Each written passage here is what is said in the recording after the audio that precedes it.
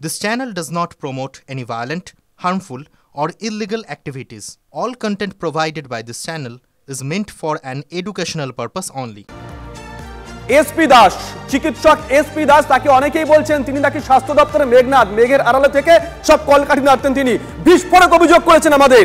তিনি নাকি 9 তারিখে অভিককে ফোন করেছিলেন, ফোন করে জিজ্ঞাসা করেছিলেন সবকিছু ঠিকঠাক চলছে কিনা। কি বলেছেন তিনি একবার দেখাবো। বড় খবর ব্রেক করছি আমরা, বড় খবর আমরা ব্রেক করছি। স্বাস্থ্য মেঘনাদ এসপি দাসের বক্তব্যে একটা চাঞ্চল্যকর তথ্য উঠে এসেছে। ট্রেডিশনাল হোক বা ট্রেন্ডি নারী, পুজো মানে প্রিয় গোপাল বিষয়ী।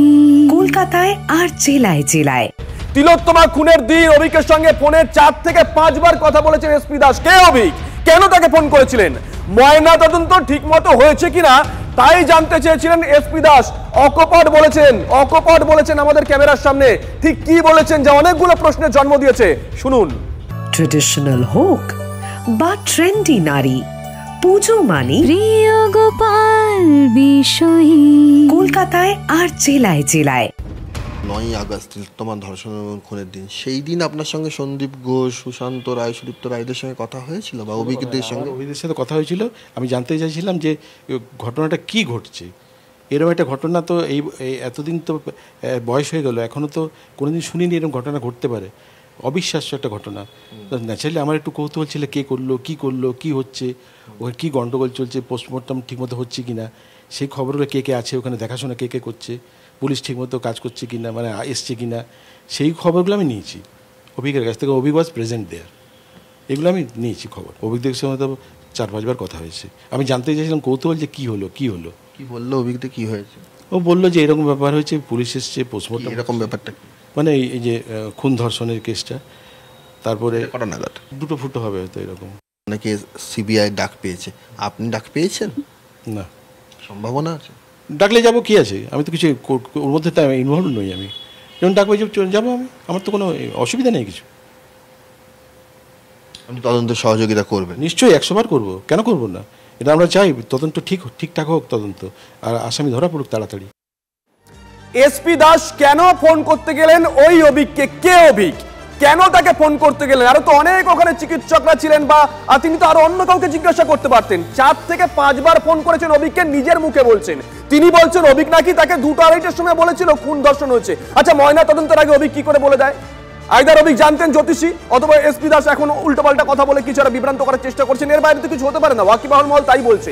চিকিৎসকরা কি বলছেন শুনুন। উত্তরবঙ্গ লবির অস্তিত্ব কি নেই সেটা আমরা চিকিৎসক প্রত্যেক দিনই অনুভব করছি। এসপি দাসকে তো আমাদের মোকাবিলা করতে হয় না, কিন্তু সুদীপ্ত রায়, সুশান্ত রায়, অভিক দেব, বীরপক্ষ বিশ্বাস, তাদেরকে আমাদের প্রত্যেক দিনই তাদের মোকাবিলা করতে হয়। তিনি তো সরকারি স্বাস্থ্যক্ষেত্রে কিছুতেই নেই, তাহলে তার কিসের ক্ষমতা?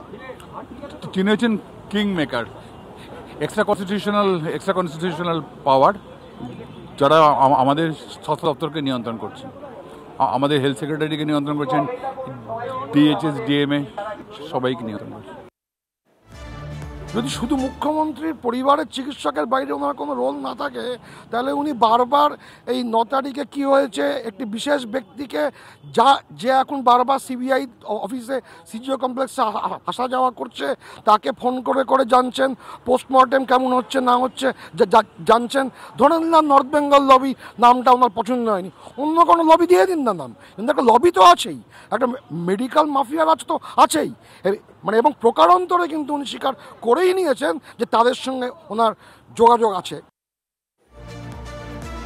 আরে অভিক, তিনি তো এখন নিজে সিবিআইয়ের আতশ কাচের নিচে। তাকে কেন 4-5 বার ওই দিন ফোন করেছিলেন এসপি দাস? এই নিয়ে প্রশ্ন উত্তর শুরু করে দিয়েছে বিভিন্ন মহলে। গোটা প্রতিবেদন তুলে ধরেছেন আমাদের সহকর্মী সৌরভ দত্ত। বহিরাগত হয়েও ক্রাইম সিনে হাজিরা, সেই প্রশ্নে সিবিআইয়ের আতশ কাচের তলায় অভিক দে। যে অভিকদের সঙ্গে ঘটনার দিন ফোনে 4 থেকে 5 বার, 1 বার 2 বার নয়, কথা হয়েছিল কার? স্বাস্থ্যের মেঘনাদ শ্যামাপ্রসাদ দাসের। কি কথা হয়েছিল? খোদ শ্যামাপ্রসাদ দাস বলছেন কথা হয়েছিল ময়নাতদন্ত কিভাবে হচ্ছে সে বিষয়ে, কথা হয়েছিল কারা কারা দেখাশোনা করছে সে বিষয়ে, আর কথা হয়েছিল পুলিশের কারা কারা রয়েছেন। স্বাভাবিক ঘটনা। শ্যামাপ্রসাদ দাস বলছেন কৌতূহলবশত এই প্রশ্নগুলো তিনি করেছিলেন অভিক দেকে। চিকিৎসক সংগঠনগুলো বলছে এটা নিছক কৌতূহল নয়, স্বাস্থ্যে যিনি প্রভাব খাটাতে পারেন, যিনি বেসরকারি স্বাস্থ্যক্ষেত্রের সঙ্গে যুক্ত হয়েও সরকারি স্বাস্থ্য নিয়ন্ত্রণ করতে পারেন, সেই শ্যামাপ্রসাদ দাস তিনি নিজেও বহিরাগত, সেই বহিরাগত হয়ে আরেক বহিরাগত অভিজ্ঞকে ফোন করছেন এবং ময়নাতদন্ত নিয়ে জিজ্ঞাসা করছেন। এটা স্বাভাবিক হতে পারে না। তাদের যুক্তি হচ্ছে সুপ্রিম কোর্টে এই ময়নাতদন্তের প্রক্রিয়া ঘিরেই সওয়াল উঠেছে। সিবিআই তদন্তের অভিমুখও এই ময়নাতদন্তের প্রক্রিয়া ঘিরে তার সঙ্গে কোনো তথ্য প্রমাণ লোপাটের সম্পর্ক রয়েছে কিনা সেই বিষয়টা খতিয়ে দেখছেন সিবিআইয়ের গোয়েন্দারা।